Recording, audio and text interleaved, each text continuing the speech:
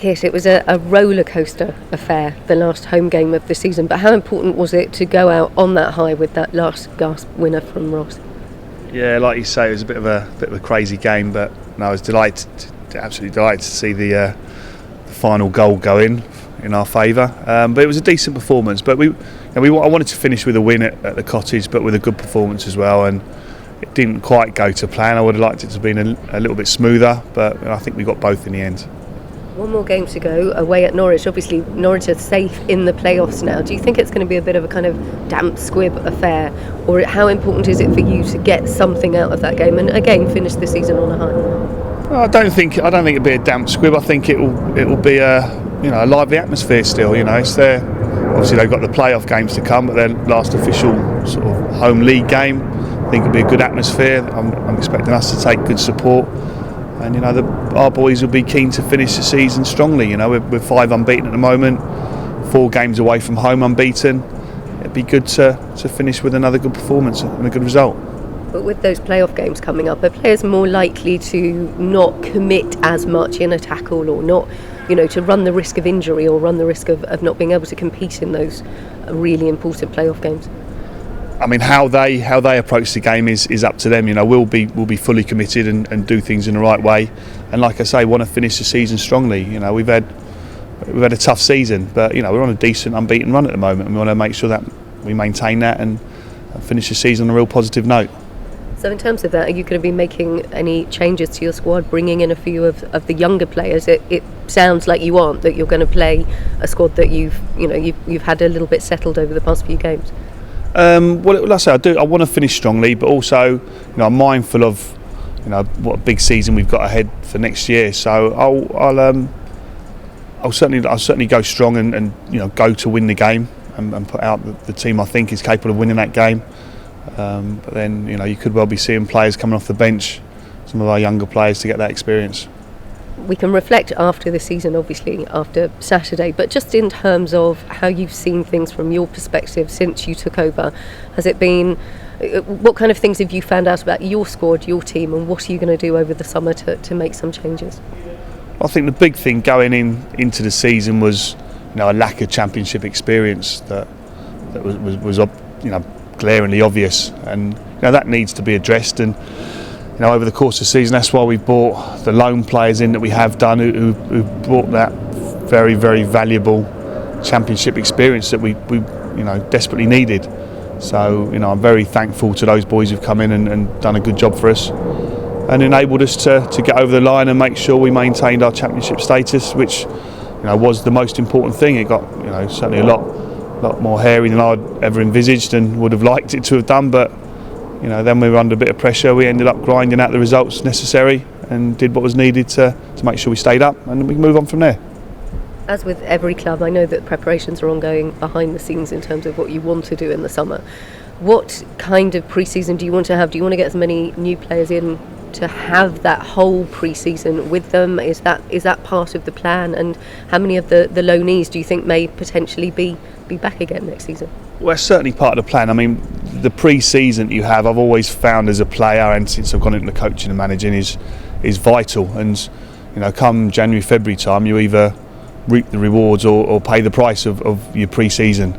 So it's important we get start doing our business nice and early. And I'm actually straight back from here now, back to the training ground for a meeting about player acquisitions, and it's well underway. We know we've got a lot of targets that we're interested in already.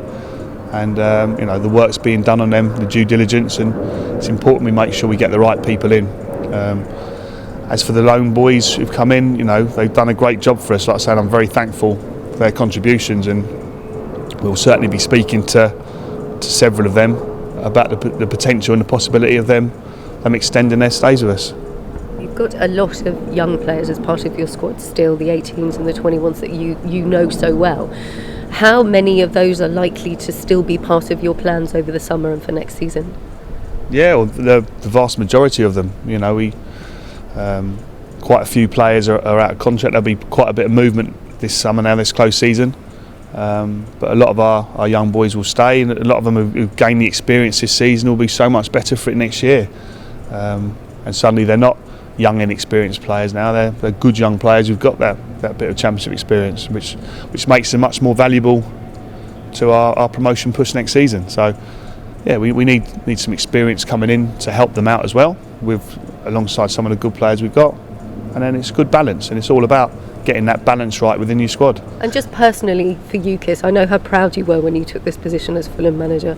How do you feel it's gone, and what have you learned in your first season as Fulham manager in that dugout?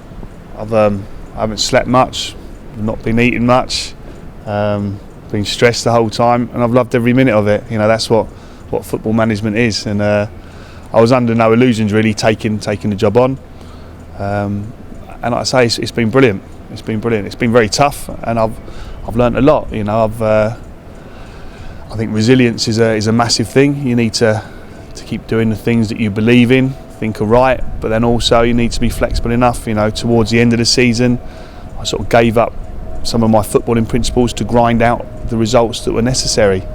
So, you know, learn to be adaptable and flexible, and there's different ways to win a game of football. And sometimes when the crowd have become a little bit agitated because they're not happy with the way things are going out on the pitch, how does that affect you? How does that affect you personally?